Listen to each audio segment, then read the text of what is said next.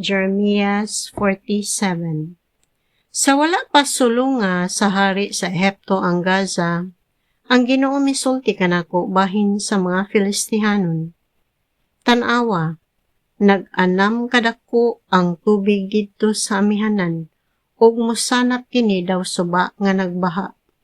Sanapan niini ang yuta ug ang tanan nga anaan niini, ang mga syudad ug ang mga lumulupyo niini. Magpakitabang ang mga tawo ug ang tanan manghilak tungod sa ilang kalisdanan. Mabati unya nila ang hinagtok sa mga tiil sa mga kabayo ug ang kasaba sa mga ligid sa mga karwahe.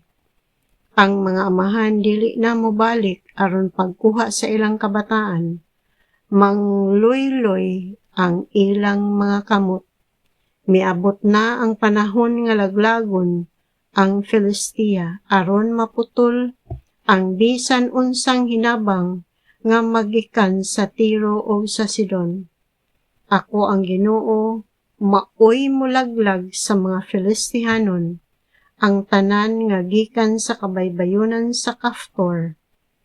Nagpaupaw ang katawhan sa Gaza tungod sa dakong kaguol, ug nagunob ang Askalon. Hangtod kanus-a magbangutan ang Filistia? Misinggit ka, espada sa Ginoo. Hangtod kanus-a ka magpadayon pagpangahasi? Balik na sa imong sakob, ug ayaw na paggula. Apan unsaon man sa pagpahulay niini, nga gihatagan ko man kinig buluhaton? Gimanduan ko kini pagsulong sa Askalon ug sa katawhan nga namuyo sa kabaybayonan.